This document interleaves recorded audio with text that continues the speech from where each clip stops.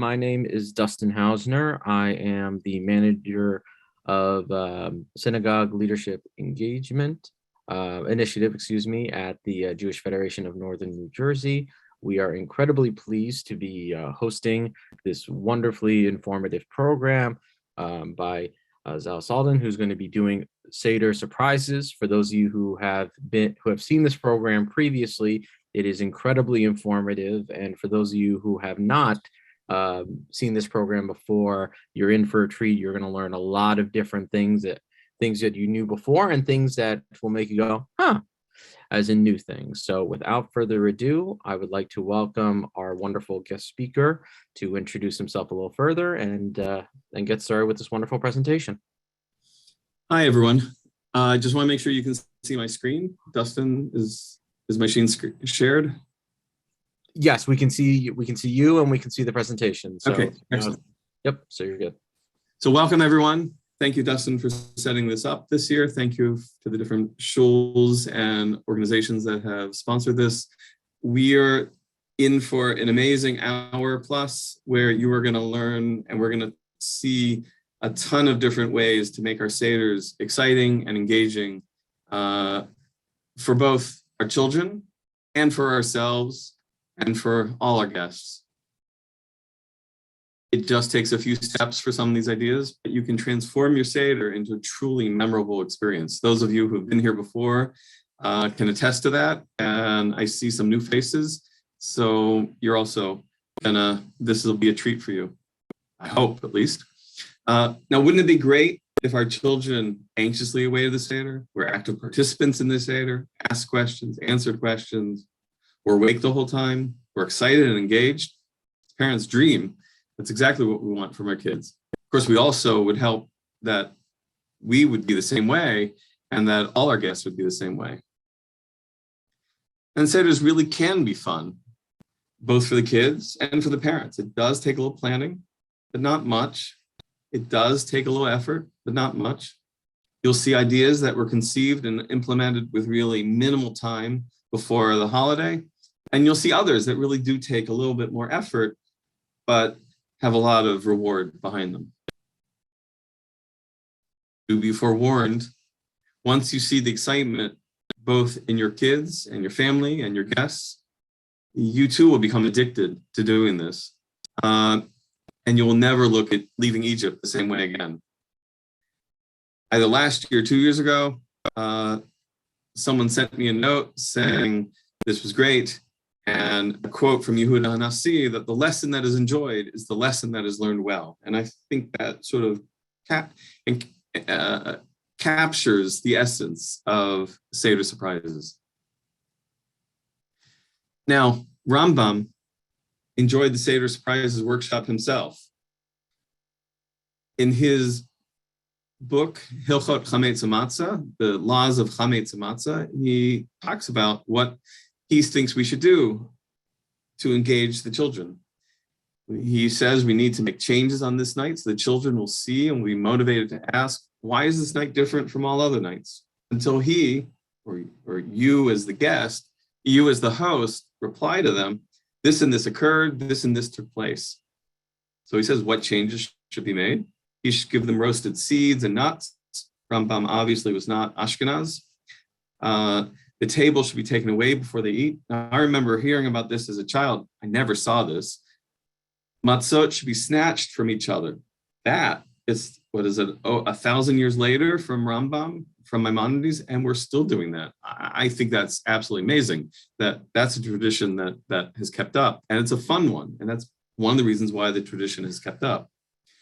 But he goes on, and he says, Uchyotzei badvarim ha'elu, and we should do other things like that. So here he's given us license to not just do a traditional Seder, but to create and bring in original ideas with the goal of engaging our children at the Seder so that they will ask, why is this night different from all other nights?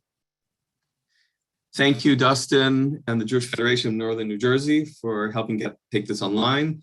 Thank you to the adult ed committees of 3 of the local synagogues in Teaneck, Shari Tefillah, Rinat Yisrael, and Beth Aaron. Thank you to the YPA of Yavin Academy, one of the local day schools, all amazing organizations. Thank you to Shira Shirewitz, who's the Rebbitzin at my synagogue, who has been a sounding board for me since she and her husband rather came to the synagogue. I can't remember how many years ago. And as great sounding board for me in terms of coming up with ideas for the Seder. And thank you to her husband, Rabbi Kenny Shirewitz, and the RCBC for taking this workshop online in 2000 at the height of COVID when no one was going out. And of course, thank you to my wife and the other Sultans who put up with my antics at the Seder and over the years have come up with their own. Do send me a note via email. Last year, I think the chat wasn't recorded, so I apologize to anyone who sent a note in the chat. I don't think it got recorded, although I just gave another Zoom talk on something else for work, and the chat was recorded. So I don't know if it will be recorded or not, but at least if you send me an email, I will have it. And if you want something from the workshop, much of this is PDF and can easily be sent.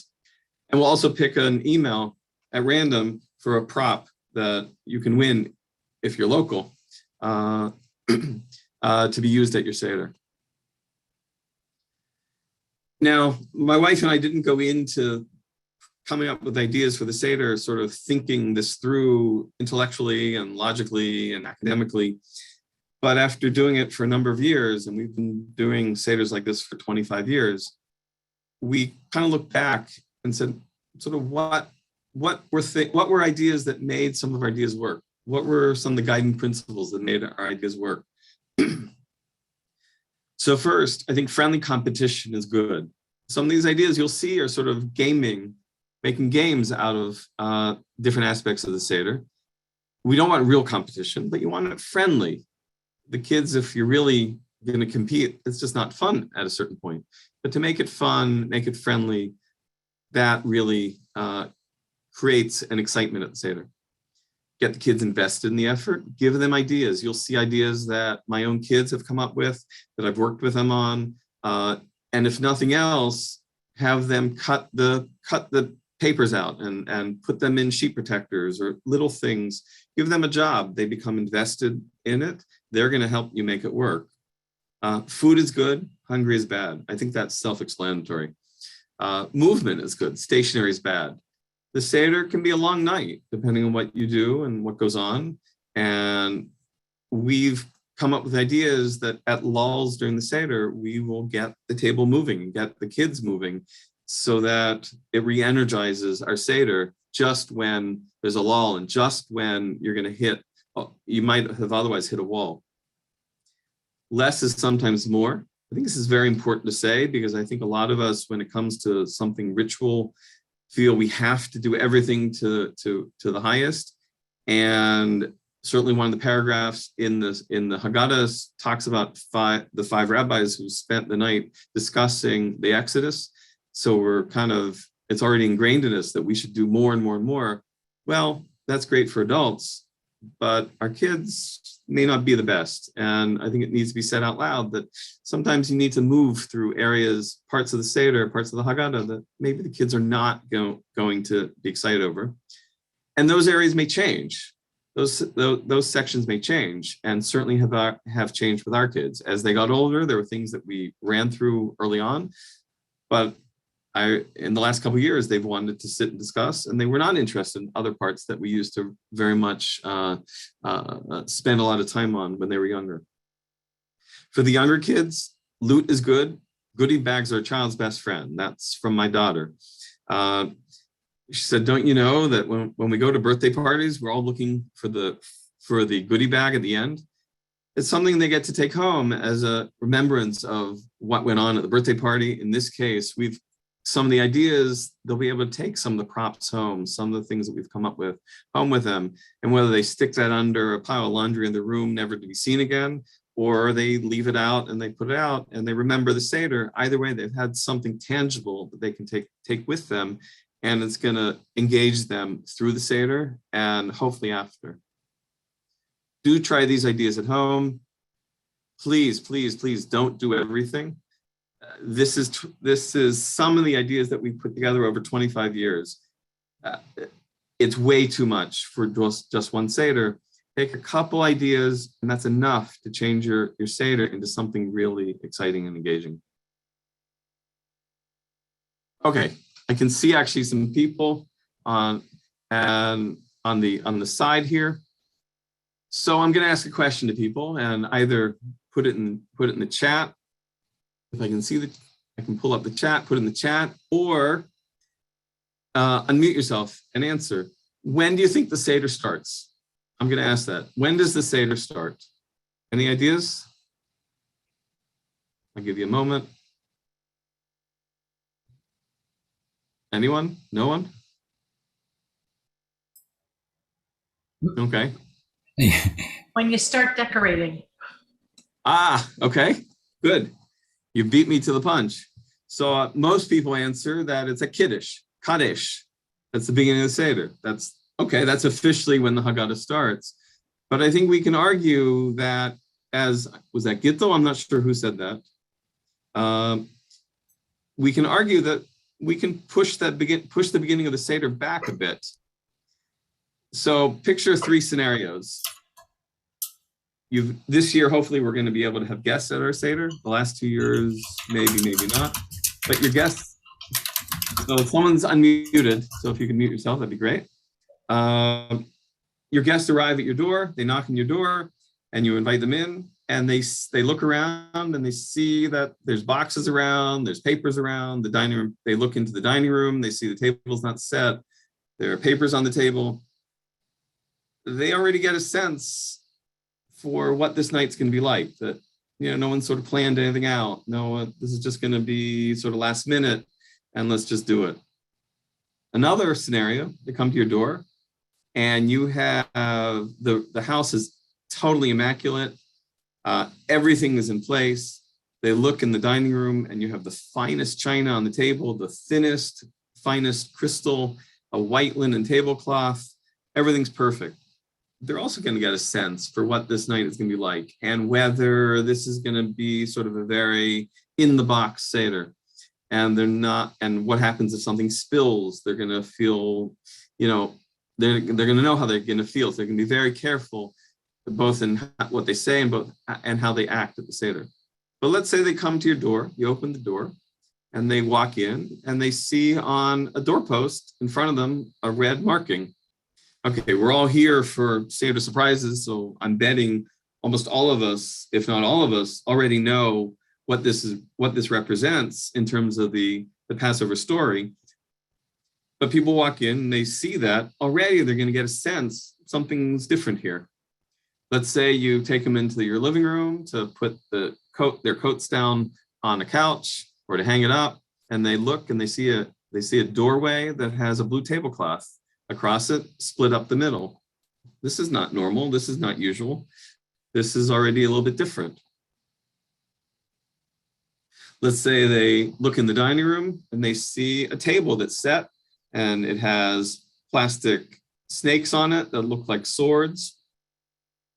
They have little plastic wild animals on it. There are frogs around the table. The wine bottles have different labels on it that somehow look like they're pyramids on it. Already they're going to get a sense that this is something different's going to be happening tonight. And this is our table from 2014. As our kids get older, you can see, and as our guests change, you can see that our table changes. This is from 2019. Last year, I forgot to take a picture. But still, even as they got older, we found bowls that looked like frogs. We had stones that were painted to look like frogs. We had plush sheep. I even found a louse for one of the plagues and put that on the table. I got that on Amazon. I enjoy that. I'm not sure everyone in the family enjoyed that one, but for me, that was fun. But you can see, they're going to look at the table. You can see the mural at the foot of the table. And I think that's the same mural I have behind me, if you can see behind me. It's setting a mood for the Seder. So already when your guests walk in the door, the Seder has sort of started already. Thank you, Janet Hode, who I think I saw her name as one of the people were on Zoom tonight. She put her picture of her table up online, and she said she got a lot of ideas from the workshop last year.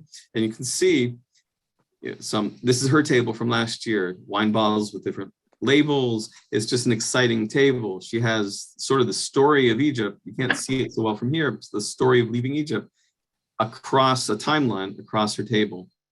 There's a mural of the splitting of the sea in the background. And I thought this was brilliant.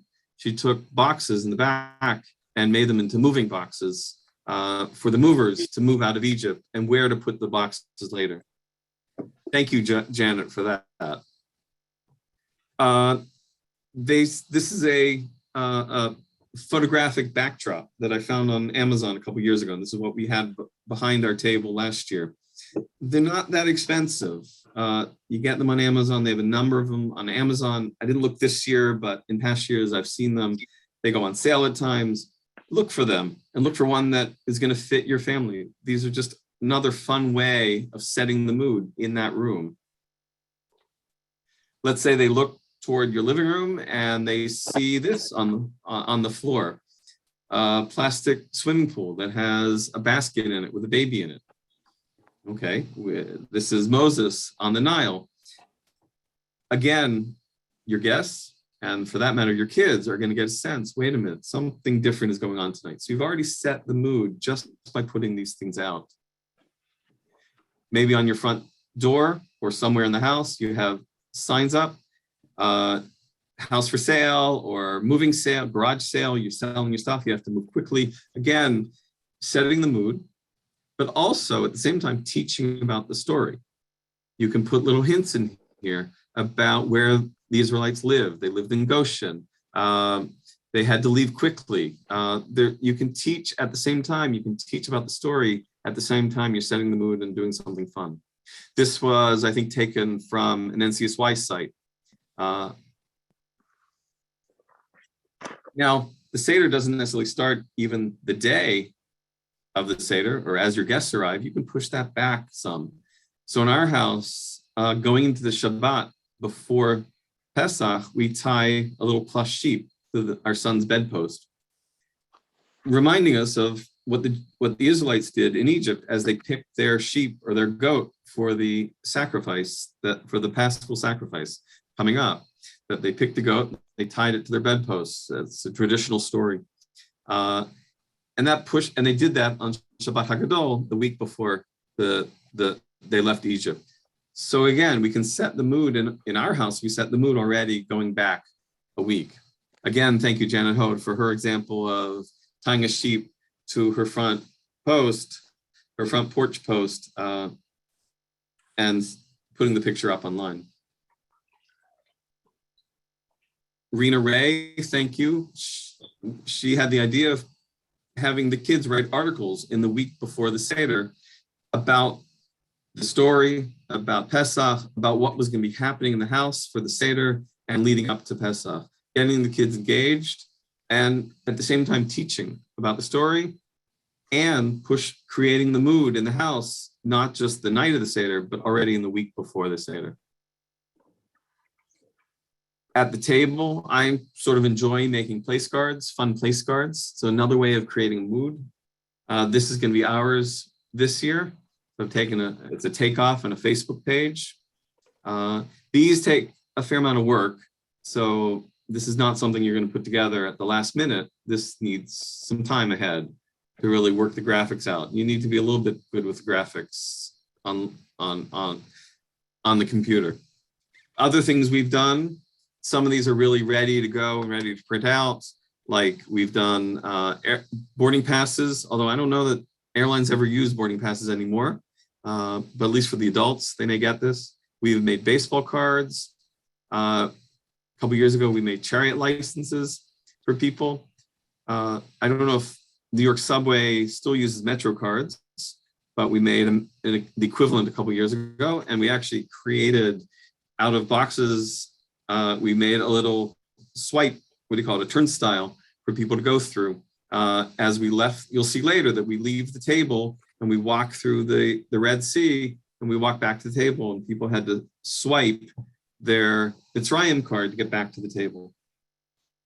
An idea that we haven't used yet, but I hope to at one point, is to take a traditional front page or the front cover of a Talmud and create a place card out of that, putting the family name and the person's name in place of the section of the Talmud. We've made plague bills and we've made passports.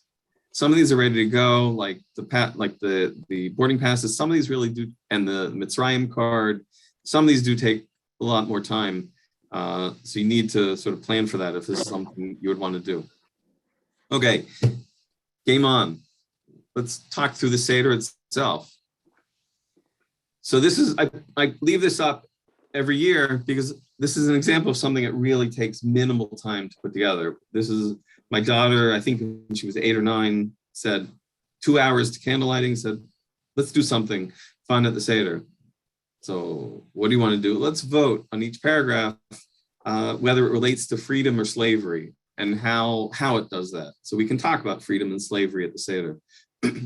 So I said, okay, that's nice, but let's do something a little bit more tangible. So we thought about it and came up with paddles, kind of like what they used to do in the Olympics for scoring. And very quickly we found colored paper around the house. We had markers, popsicle sticks, and a stapler and scissors, and very quickly made these paddles to pass out to people. And at key paragraphs during the Seder, we would ask people to vote whether they thought this related to slavery and freedom.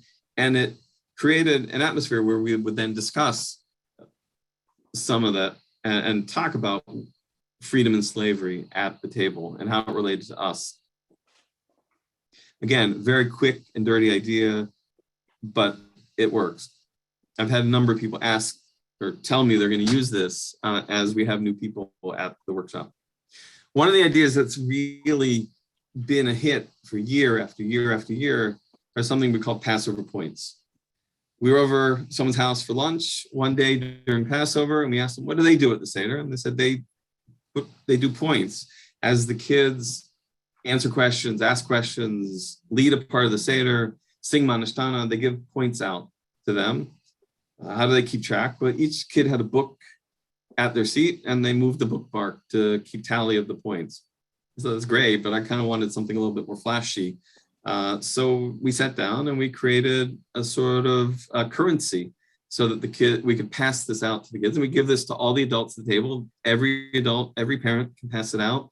And it, again, creates an atmosphere of a little bit of competition. Now the kids are excited, they're getting something, and they want to do something so they get more points.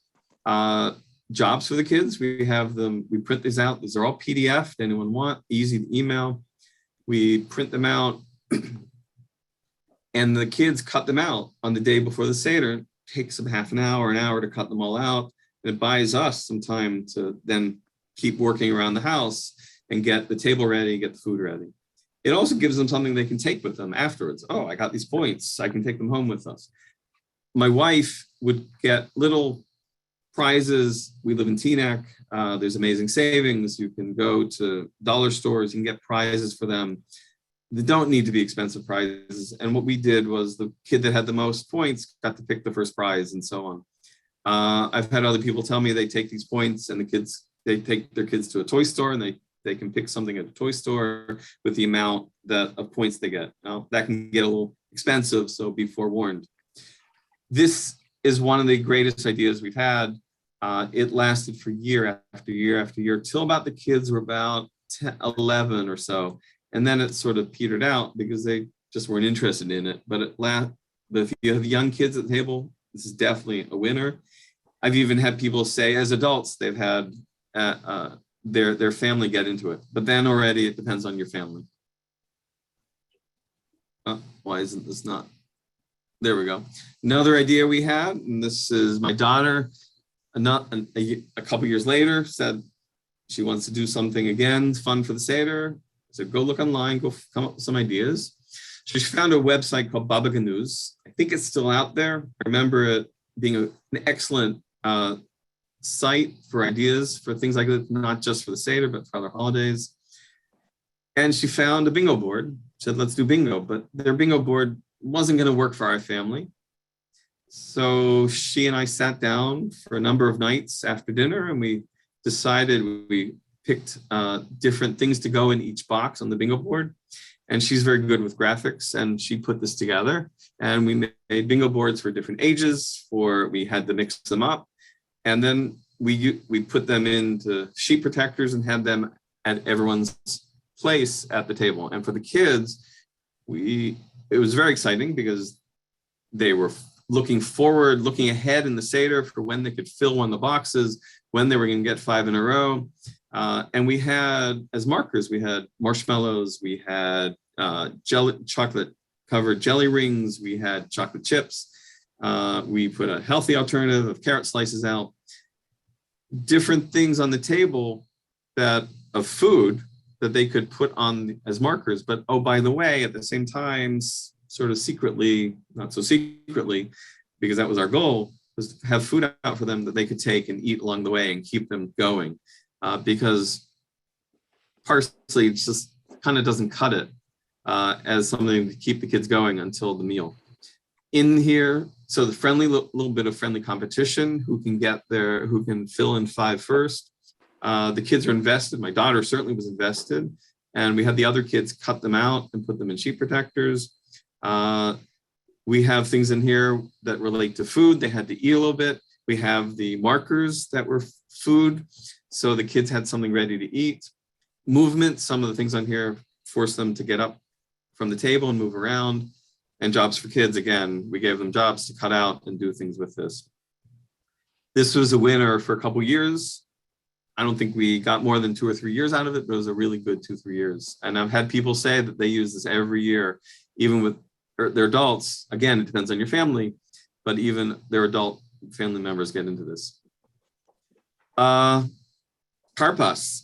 So karpas is, in our family, my family was always parsley dipped into salt water. My wife's family was a small piece of potato dipped into salt water. Not very filling, doesn't really last you till the meal. Then I heard that Rabbi Teitz in Elizabeth uses bananas. It's the same blessing, the same bracha, ha'adama, so you can use it for karpas. And he would dip it into salt water or vinegar. We said, let's take this and run with this. So we took bananas, made banana slices, put plates of banana slices around our table. And for the kids, at least, we put chocolate syrup out so they could dip the banana slices into chocolate and eat that. It's a whole lot more filling than parsley, really helps them last a whole lot longer. And we would leave these plates around the table, not just for the dipping, but even later during the Haggadah, so they would have something they can go to and eat. Not to mention, not a small number of adults would sort of grab along the way also, because we get hungry also. The worst thing at the Seder is to have people hungry, because then no one's interested and no one wants to have fun there. We would leave out salt water for anyone who wanted traditional dipping also. 2 years ago, Howie Kaufman, someone from Teaneck, came up to me at a bar mitzvah and told me how much he enjoyed the workshop, but then said, this is what we do. And he said they make French fries and dip it in ketchup. So French fries, potatoes, ketchup, there's salt, there's vinegar. Very traditional right there, but at the same time, very not traditional. And that's what they used. And I said, okay, I turned to my son, our eyes both lit up at the same time and said, we have to do this. So we did this 2 years ago. I actually got sick going into the Seder 2 years ago at the height of COVID. So my kids took over and made the French fries. I had already designed, I gotten online the little packets or the little box holders that if you go to a restaurant, they put the French fries in, and designed a little label sort of as a takeoff on the paragraph in the Haggadah that talks about the 5 rabbis that sit through the night and discuss the Exodus, the 5 guys, so to speak, and put labels on that. That became another fun way to create some excitement and teach at the same time about this what's going on in the Haggadah. I was talking with another gentleman who said he he and his wife have adopted several special needs kids. So they really need to make their Seder exciting for the kids to keep them engaged. What do? At Karpas, they stop the Seder. They get everyone, they bring all the family into the kitchen and they fry up latkes. I said, oh my gosh, this we have to do. In the end, because of COVID and work, we didn't get to do it last year. Very much on the plan for this year. Another fun way to create excitement and create a Seder that's a little bit different. Come the 4 questions. We're at so traditionally in our house, it was always the youngest person at the table to say the 4 questions, which usually fell to me until we had kids. We were at friends in Denver, and they had a tradition that they said the 4 questions in as many languages as they could, depending on who was at the table. So I think the year we were there, we had Hebrew, we had English, we had Yiddish, we had Spanish, Russian. I'm sure there were a couple other languages that I can't remember. We came back to New Jersey, and I said, okay, I want to help them out a little bit. And I think Google Translate had just been coming out.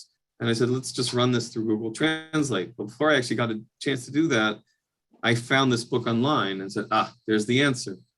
So this is put together by gentlemen, Murray Spiegel and Ricky Stein, who are very much into languages. And they put together a book of 300 languages, all the regular languages. And we use that now at our Seder, and really has become a highlight at our Seder. A couple of years ago, as we're bringing this book out, we put it in front of a friend of ours who was at the Seder, and it falls open to Klingon. And anyone who's a Star Trek fan knows how guttural and active and vocal Klingon is. And he starts reciting the 4 questions in Klingon in full Klingon mode. And we were on the floor laughing. It just set the tone for the rest of the Seder. It was fantastic. Little did we know how much of a Trekkie he was. This year, I'm taking some of these languages and making placemats out of them and having them laminated. If you email Murray Spiegel, and he has a website, I'll give you the website later on. You can buy the book there. I've seen the book in bookstores, on Amazon. He'll send you PDFs of some of the pages, and you can make them into placemats. And that's what we're doing this year. The plagues. Those who've been here in previous years will have seen this. We had a couple things new last year. But the plagues really, for those who haven't been here, the plagues really are ripe, very, very ripe for props at the table. We've used for dam, for blood, we've used cranberry sauce, we've used the juice from cranberry sauce, we've made Jell-O, we've put cups of red Jell-O at each person's plate. And last year I found online cups that change color to a deep red when you put something cold in them. And we put that out at the table. And you could pour water into them, and different people, if you pour warm water or cold water, would represent how some people might be Egyptian and some people might be Israelite. And depending on who you were, you either had your water turned to blood or you had regular water to drink. It's dam, tzfardea, frogs. We've collected sort of all the plush frogs that we've gotten at all the birthday parties and things like that. Anytime we're in the dollar store, if we see something, we'll grab it. Oriental Trading is an amazing website that you do want to know about, and they sell a ton of little frog gifts that you can give out at birthday parties and things like that, or for that matter, at Seders. And over the years, we've thrown them around the table. I think Murray Spiegel has told me that he has a skylight above his dining room table. And one year he put a sheet across that and filled in the skylight with all plush frogs. And he had a little string attached to it with a pulley. And when it came time for the plagues and for the frogs, he pulled on the pulley and all the frogs fell down on everyone at the table. There's different ideas. There's a book of origami that you can that I have that has origami frogs that you can make, all these different ideas you can do for frogs. For lice, for years, I never really had good ideas. And then a couple of years ago, I was in the supermarket and saw ice cream sprinkles or jimmies and said, aha, that's our idea. So we put a bowl of jimmies out. Our friend in Denver had confetti, and he sort of sprinkled that around the table as a way of representing lice. As I mentioned before, I found on Amazon a plush louse, which I enjoy, but not everyone in the family does. But I like it enough to keep putting it out. Svardea, kinim, arov, so wild animals. We had a Noah's Ark dollhouse toy, and we would take the animals from there, put them on the table. As you walk through Walmart or the dollar store or Target, you'll see things on clearance, not necessarily in the weeks leading up to Passover, but during the year, and you have to keep your eyes out for it. And we've gotten sort of large elephants and large wild animals that we put around the room. Oriental Trading has these little bendy wild animals that we get, and they're fairly cheap and plentiful. You can put those out on the table. That's what we've done for wild animals. We've done later on, I'm not going to mention here so much, but for Chad Gadya, the song at the end, we've gotten masks for each of the sections of Chad Gadya, so you can get masks for the animals in there. Cat mask, cow, a dog, and you can get masks for wild animals at the same time. And that may be another way to represent wild animals at your table. Dam Svardea, Kinim Arov Dever, pestilence, the wild animals die. So we will take these animals at the table and sort of push them over, tip them off the table, push them off the table, something simple like that, nothing major. Dam Svardea, Kinim Arov Dever, Shchin, boils. We've used bubble wrap that we've cut small strips out of and put double back tape on them so people can stick them to their face. We've gotten from Staples little red stickers, labels that people can stick on them. We've gotten marshmallows. You can take a bite and stick that on. You can have the kids stick them onto them. Different things like that. Hail. So hail, we've used marshmallows, thrown marshmallows around the table. We've done ping pong balls, years ago, I think we got this from Dick's Sporting Goods. We got a box of ping pong balls and we reuse them every year. This year, I'm hoping to make ice cubes with little fruit slices in them or mandarin orange slices in them to represent hail. But the hail in the story traditionally had fire inside it. So it was a miracle. It had fire inside it. So the hail destroyed the crops and then the fire burnt the stubble, whatever was left. So as a way to teach about that story and teach about that tradition, I'm hoping to make ice cubes with fruit slices in them.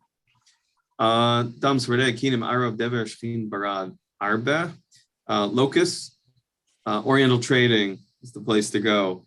Lots of insects. Apparently, some kids like this for birthday parties, and so they sell them plentifully and for not much money. I live here in New Jersey, and there's a teacher store near where I live. I went there and got a tub of bugs. Those are different things you can use for locusts. Darkness. In our house, we don't turn lights on or off on the holidays, so we got sunglasses and passed them out, and that became our representation of darkness. Now, the Makat B'chorot, the firstborn, the killing of the firstborn, that I have not come up with a good idea for in prop form. I don't want to sort of make this too kitschy, and I don't want to sort of minimize this. We have a tradition in Judaism that at the same time we're celebrating, and that's fine, celebrating our miracle. We don't want to celebrate the loss of other people. And we have a tradition that even comes out, why don't we say the full Hallel throughout the holiday?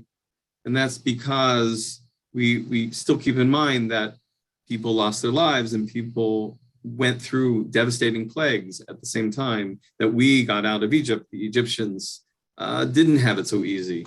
And there's a tradition that God said to the angels who were celebrating as the Israelites were leaving Egypt, why are you celebrating?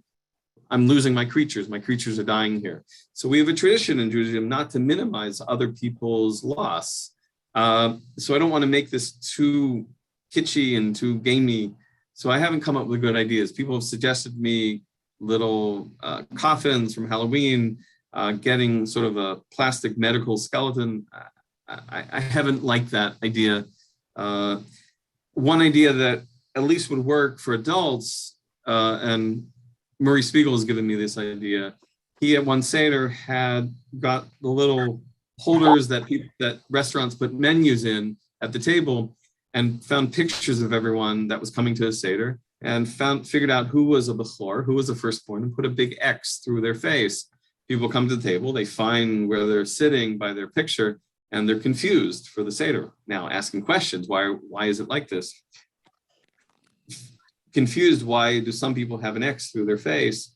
As they run through the Seder, as they get to the plagues, the aha moment of why some people would have an X through their face, and now it drives it home how devastating the plagues would have been for the Egyptians, and how much we as Israelites needed to be thankful to God for saving us from those plagues. May not work for kids, but certainly can work for adults.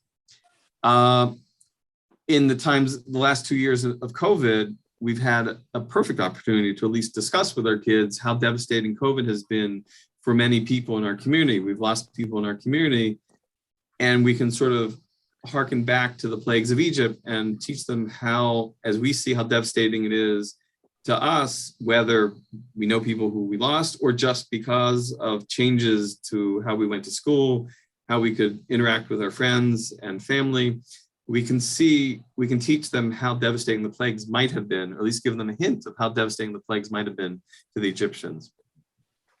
Okay, at this point in our Seder, we stop our Seder. We get everyone up from the table, including the adults, and we bring them in. This is our dining room over here. We bring them through our hallway into our living room, and then we walk through the Red Sea. That's what the blue tablecloth is, split through the middle. We walk through the Red Sea, and then we come back through the hallway, back to the dining room table. And that's what we do. But it gets people up, moving around, re-energizes everyone just at a point where it's a lull, and we're about to head into a long section of the Haggadah, where there's just a lot of reading. To make this fresh every year, you can add things to this.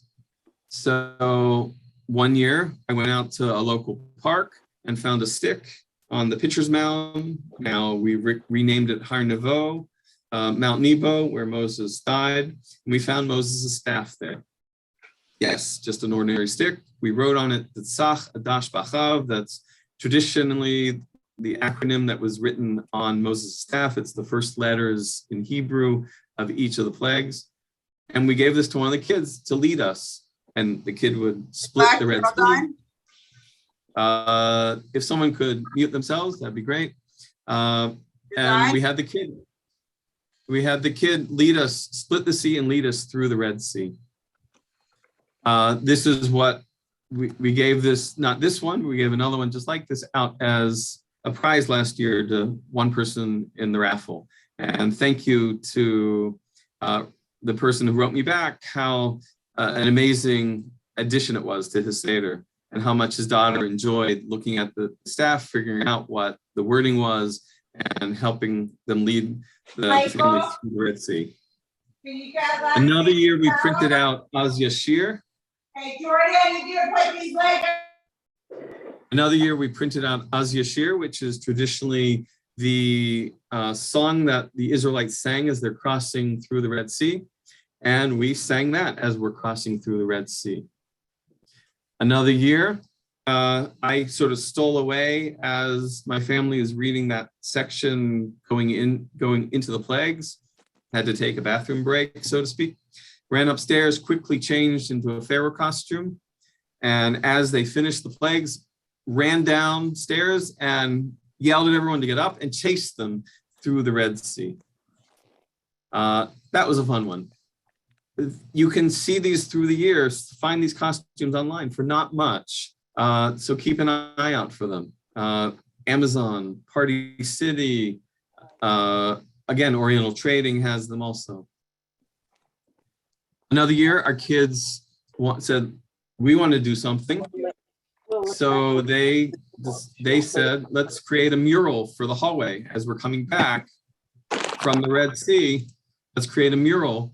So, and it'll be the sea on either side of us. So they printed out pictures of sea creatures. We got a blue tablecloth, put it up on the wall. We found something from Finding Nemo, if anyone remembers that movie, and put tablecloths up on either side of our hallway. And as we walk back from the Red Sea, we're walking through walls of water, which is, again, one of the traditions of what happened at the Red Sea. Thank you to Yehudit Robinson for sending me a picture of what her kids did and walking as they would walk through her hallway in her house. Another year, as we head back to the table, we repurposed that swimming pool we saw before, and we had a palm tree ready to go right next to it. And as a teaching moment, so both, what is this? The kids are asking, but we used it as a teaching moment. The story doesn't end with the Israelites crossing the Red Sea. This story keeps going. So, and they're not thinking about it, but this forced them to think about what's next in the story. So they cross the Red Sea and they come to a place called Marah where the water was bitter, and they were complaining to God, and God tells Moses, take a tree and tip it into the water and the water will turn sweet. So again, you can use this both as creating a mood, creating excitement, using props, but also as you can use all these as teaching moments to teach about the story. You've seen some costumes. I'll stand up. This is my son. We made a slave costumes for people. You can see I found some burlap. I went to Walmart and found some burlap. Went to Home Depot and found the rope that you see around my son's waist. It's a thick rope, and we created slave costumes out of it. We went for that one that he's wearing. We went to a fabric store here in the town next to us and got their ends and put a hole in it and created slave costumes. And we wore those at the table, and we continue to wear them at the table for our Seder. It creates a mood, puts people in the mood of as if they're leaving Egypt themselves, which is what we're supposed to feel like. And don't forget, or don't think we didn't think about this, protects your clothes. You're drinking a lot of wine, grape juice, there's a lot of food going around this table, and this is a nice protector both for your clothes and for the kids' clothes. There's a section in the Haggadah that talks about Rabbi Elazar talking how I was as if I was a man of 70 years old. So at that point, you can bring out, I think this was a Santa Claus beard I got from Amazon. You can bring that out and represent one person at the table to be as if he was 70 years old. Pharaoh costume, we mentioned already. Another idea is maybe, we have a couple weeks to the holiday, give people characters from the story and let them design costumes and come to your Seder dressed as one of those characters. It'd be characters from the story, maybe different people that are mentioned in the Haggadah. The 4 sons are great for this. So these are other ideas where you can bring costumes into your Seder. We talked about food already, and I think that's very important. We have created ideas to bring food to the kids, both in gaming, and we also make sure that we have plates of charoset out on the table at all times in case they want a spoonful. My wife makes sure that she stays aware of any kids that seem to be dragging during the Haggadah. She'll bring a bowl of matzo ball soup out to them, so that sort of gives them a boost. We talked about bananas, chocolate syrup, latkes, French fries, different ways to bring food to the table so that it's ready and there for the kids for the eating as you go through the Seder. We've also had, we've in our living room, we've put books out that we've collected over the years that relate to Passover and relate to the holiday. And we put them out. So any kid who needs a break, no questions asked, just goes to another room and there's stuff for them to do there. You can take this to another level, and you can get these little play tents that they sell online and set up a play tent in your living room and put books in there. And they can sort of hang out in there, get a little peace and quiet if it's too noisy at the table. You can even put pictures of clouds and pictures of fire in the top of these tents to represent the pillars of fire, pillars of clouds that led the Israelites through the desert and protected them as they're going through the desert. It's another way to have a teaching moment, even as you're creating an atmosphere where they can just leave the table, but at the same time, you're teaching them. They're leaving the table, but they're still having a teaching moment. Place cards we talked about already. Janet, I have to say you took this to another level, and we had boxes. This is in the bottom left. This is we made little boxes that we put random objects in. And if people were flagging, we sort of turn to them and say, open your box and take an object out and tell us why you brought that, why you took that out from Egypt. So there's a bow in there, there's a little game piece. So maybe they might say, oh, we took the ribbon with us to make our hair nice or to get dressed, or the game piece because we wanted to play games, as we knew it was going to be a long trek in the desert. So we want to have games to play. We put quick little divrei Torah, quick little things in there that people could talk about, so if they didn't have something to say, we gave them something to say so they wouldn't feel left out. Janet, I have to say you took this to another level. You made these into moving boxes, and I love this idea, and put these boxes near the table, and basically this is a way of telling the mover, so to speak, where to move these to. Amazing idea. An idea we have for this year, hopefully I get to it, we'll see, is to take different charoset recipes from around the world and make a charoset bar and put that out so people can take different charosets and learn about different foods from around the world, different traditions from around the world. That's one of the ideas for this year. We'll see if I get to it. We've shown a lot of stuff, a lot of props, a lot of stuff at the table. And much of this is for younger kids, but we also have older kids, and for that matter, adults that we need to be thinking about. So over the years, and certainly as our kids have grown older, we've devised different things for them. A number of years ago, we came up with something called Passover Math. It's a takeoff from a puzzle that was in Games magazine from years and years and years ago. So you can see 4 equals N of C of wine. So very quickly, you can pick up 4 equals the numbers of cups of wine at the Seder. 10 equals number of P and E, plagues in Egypt. So we've come up with a couple dozen or two of these, and the kids can puzzle these out.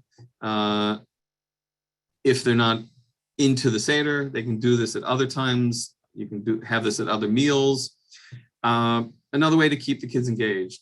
I think last year I came up with another one. This was popular on the net last year or 2 years ago, and came up with something, one of these equations with pictorial equations for the kids to figure out. Word searches. For years we had a word search with words related to the Seder. A couple years ago, our youth director at our synagogue wanted to put together a booklet for Shavuot and asked different people in the synagogue to come up with ideas. We came up with a word search for Shavuot. But why do I show this here? Because the same section that talks about bringing the first fruits to the temple is this section that we read in the Haggadah. So you can take this and use this as a way to engage the kids and give them something to do and something to engage them during the Seder, or for that matter, other times during the holiday. Taboo. There's a Jewish version of Taboo. I think we bought it at one of the local bookstores. We pulled out all the cards in there. If anyone hasn't played Taboo, if you see here, doorpost, you have to get other people at the table to figure out what word you want without saying these words. These blood, sheep, sign, Passover, mezuzah are taboo. You can't say those. You have to get people to figure out the word, to guess the word, without saying those key words. We pulled out all the cards related to Passover, and we played that, not necessarily at the Seder, but at lunch another day. And it was a fun way to sort of create excitement at another meal. There is a very good Facebook page run by Shira Greenspan, and a number of us on that page have started putting together taboo for each parsha, for each section of the Torah reading for each week, and you can take some of those and use those. The ones that relate to Passover, use those also as taboo for Passover and at the Seder or another meal. I found a website that'll create a maze for you. I just made a maze, overlaid it on top of a piece of matzah, a picture of a matzah, and gave that to the kids, and that was something fun to do and keep them occupied for a little bit. We've made word games. So this is something we've shown the last couple of years. So this word game, all these clues, you have to figure out the word that has the word die in it, for dayenu. So the first clue, so here in the example, doctors of the feet would be a podiatrist. Added to salt would be iodine. In Babylonia, they added water to their wine, dilute. So you can get the sense. I actually sort of test ran this with a group of nurses in the hospital, and they obviously didn't get the ones the ones that weren't Jewish didn't get the ones referring to Passover, but they were having fun with this. And I was kind of amazed at how fun they found it. So this has been a very popular one that we've come up with. My son came up with this, took the first three letters of Passover, P-A-S, and came up with clues for different words that start with P-A-S that you have to guess. Unleavened holiday is obvious, that's Passover. Intense emotion would be passion. And basically you can look through the dictionary. You come up with different 3 letters that relate to Passover, and you can look through the dictionary, come up with words for that. Not very difficult, but a fun one to do. Afikoman.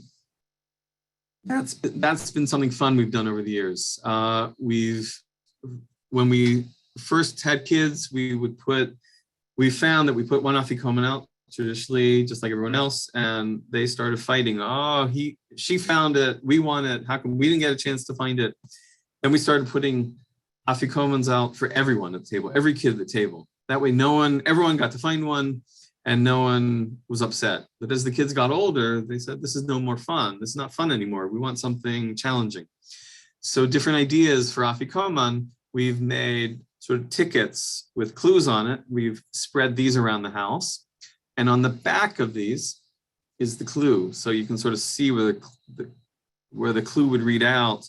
And I put it down here. It reads out if you put out all the tickets, it reads out inside matzah box. So we had an empty matzah box at the table, and we put the Afikoman back into that box.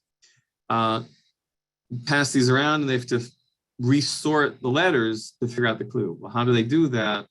You can put numbers on there, but this is just for the workshop. But on the back side, we put the different stations, the different sections of the Haggadah,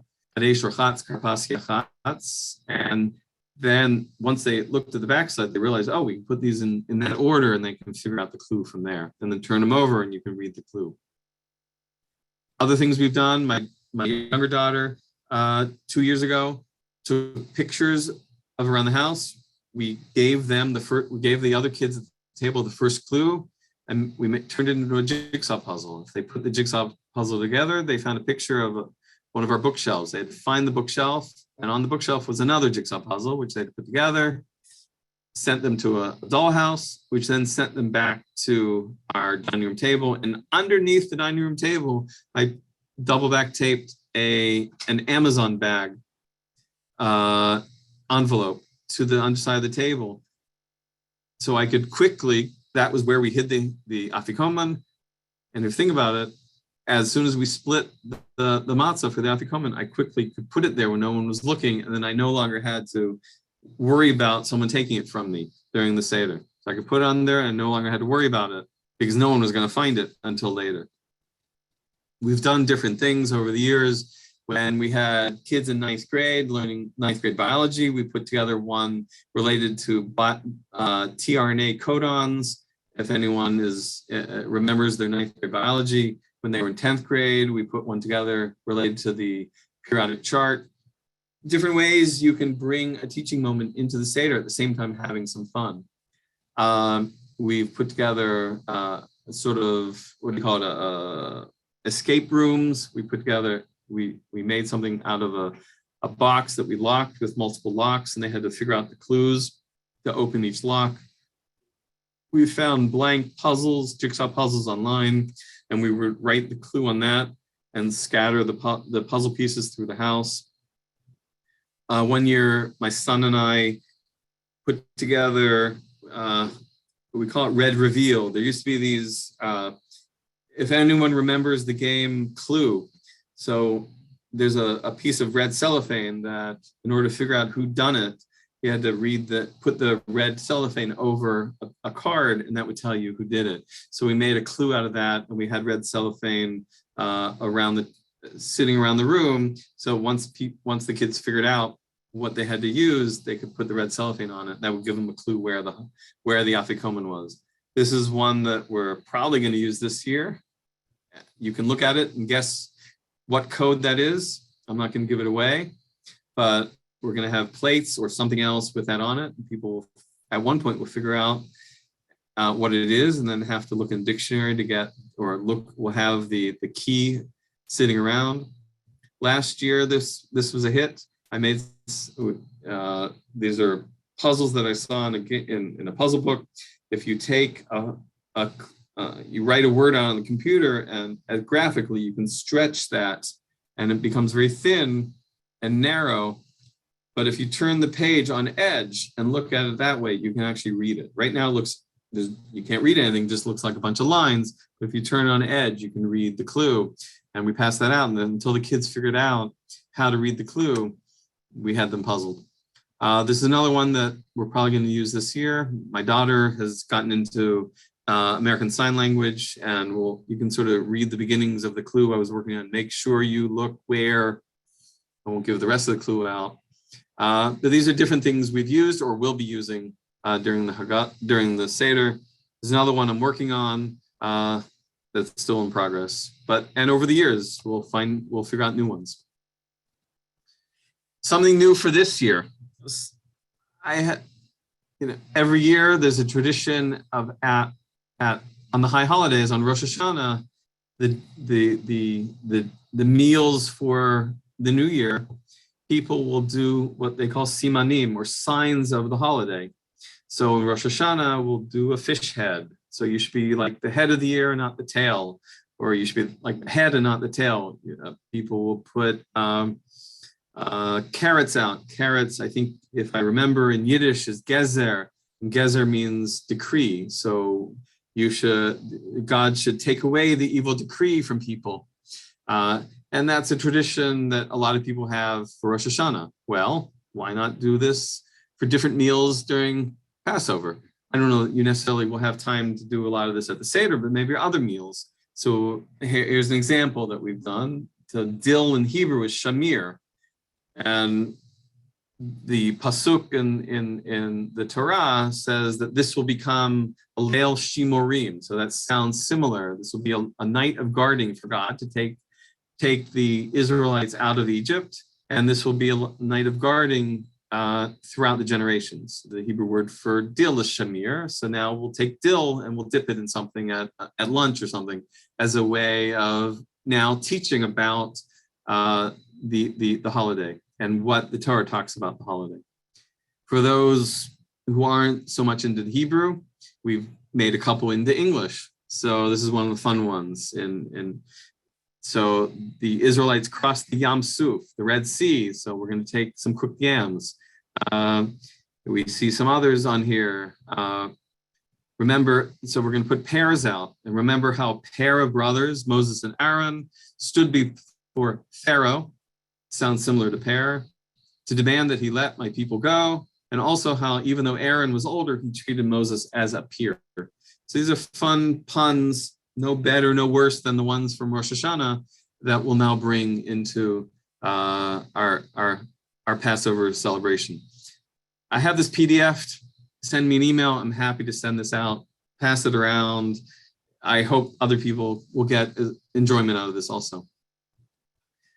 Online, I hope he's online. I hope he's here tonight. Rabbi Alex Lazarus Klein put up on another Facebook page that I belong to that he makes holiday tongue twisters. And I thought, wow, what a great idea. We can hand this to the kids and see who can get through the tongue twisters. So this is 2 that he gave me, and you can make up your own, or you have the kids make up their own before the holiday and have their friends try to read them during the Seder. So matzah made Mitzi Misty, missing all her challah twisting. So Mitzi made a matzah feast, twisting matzah without yeast. I had to practice that a while to get through this.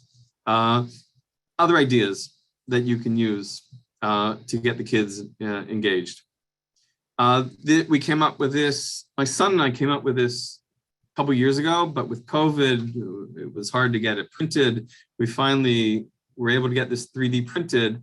And basically this is Elijah's cup, or Kos Eliyahu, that actually will drain. So you can see the video here. You pour the cup partway, it doesn't drain.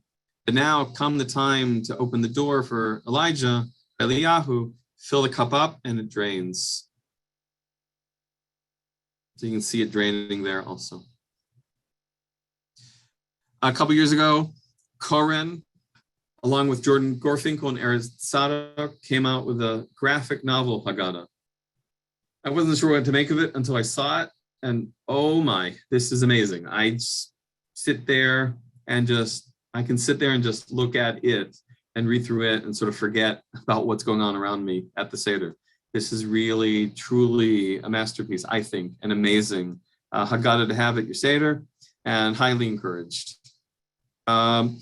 Now, I was thinking this year that, that's all well and good. We've done a lot for the little kids. We've done a lot for the older kids, but they're also going to be parents and older parents at the table. And while they're going to I hope, get excited for seeing their kids and grandkids into the Seder, maybe we want to sort of engage them also. And I'm still working on other ideas, but this is one I've come up with.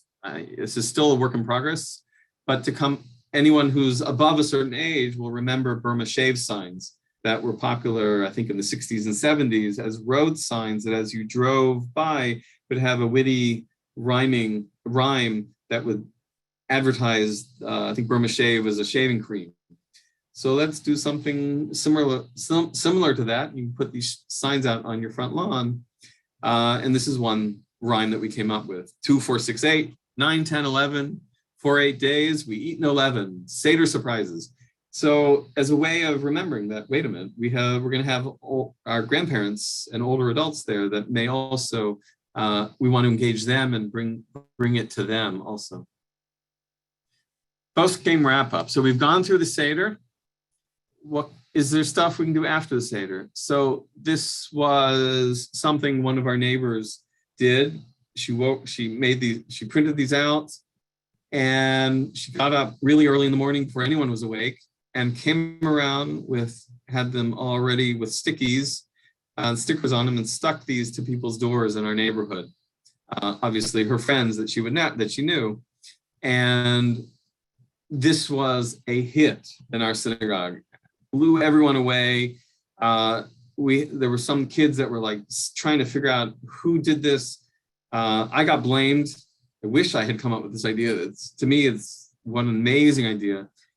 We woke up and saw this note on our door from Eliyahu Hanavi, from Elijah the prophet, saying, I tried to see you last night, but you weren't home, or you didn't answer the door. I'll try again tomorrow night. And she did the same thing the second night, kind of taking off on FedEx or UPS. Was a real hit in a lot of the families in our neighborhood. So highly, highly recommended. Thank you, Stacy Lancy, for that idea. I only wish I had come up with that idea because it was just a real hit. Good websites. We talked about Oriental Trading. Rhode Island Novelty is a similar website to Oriental Trading, a lot of overlap. They sell much the same stuff, but also stuff that one site will sell stuff that the other doesn't sell in different quantities, depending on how many you want. Seders for You is Murray Spiegel's website. A lot of amazing ideas. He's very much into theme seders. So if you like that, there's a lot there for you. He's come up with different seders and written different Haggadahs for that theme. And a lot of excellent games and ideas for kids at the Seder on his website. He's the one that edited the book, The 300 Ways to Say Manishtana. So amazing website. Simchat Yechiel is another website based out of, I think, Beit Shemesh in Israel. And they have a lot of fun games, word games and card games for different holidays, not just Passover, but for different holidays. And the Taboo game, you can buy Taboo, or you can go to their website and they have one already downloadable that you can print out and play for Passover. Two very good Facebook pages, Kef im Modeh Hashanah, Festival Fun, and Kef im Parshat Shavua, Parsha Fun, different Facebook pages that each week or each holiday, people will post fun things that they're doing for that week or for the holiday that's coming up, run by Shira Greenspan, and really a fun resource. Thank you again to the Jewish Federation of Northern New Jersey. Thank you, Dustin, for helping set this up. The adult ed committees of Shari Tefillah, Rina Yisrael, Beth Aaron, 3 synagogues in Teaneck that really have helped me with this workshop over the years. The YPA of Yavin Academy, our kids went to Yavin Academy, amazing school, but all the schools in this area are amazing. Amazing organizations. These are fantastic organizations. Please support them. If you got something out of this, please donate to them. The Jewish Federation currently is organizing and collecting for the Ukraine refugees, a very good cause. So please support these organizations. Again, a special thanks to Shir Shaiwitz, who really has been a very great sounding board for me over the years for ideas for our Seder and for Pesach. Thank you to her husband for helping me over the years also and for taking this workshop online 2 years ago. Special thanks to my wife and my family for putting up with me and who come up with their own Seder stuff on their own. Do try these at home. Don't do everything. It's way too much. Do a couple things. You want to save things for future years. It's a lot of work coming up with new ideas every year. So do just a couple ideas so you have other ideas for future years and change them, make them fresh if you can for future years. Send me your name, send me your email. If you want PDFs of some of the things we've presented here, I'm happy to send those out. Please send me your name and your email and we'll put you into a raffle for a prop for your Seder. Last year we passed out, we raffled off a staff of Moshe for Moses' staff. Another year we raffled off one of the murals. I think the mural you see behind me, I raffled that off. I don't think that one you can get online anymore, but there are other backdrops that certainly are online that you can get from Amazon. A Chag Kasher Sameach, a happy and a kosher holiday to everyone. We still have Corona, although thankfully it's much, much quieter right now. But may we pray for all a speedy and recovery for everyone affected by it, whether affected medically or affected psychologically or affected just in how they need to quarantine. And we pray that this will be over very soon and pray that it really, hopefully, is already ending for us and that we have a healthy coming year. This is my email. Dustin tells me this is recorded and anyone who wants to watch this again will get you the link out once Dustin gets the link to me. Again, send me an email and we'll get all this information out to you. Thank you again for attending, and hopefully this was worthwhile, and hopefully you got ideas for your own Seders coming up.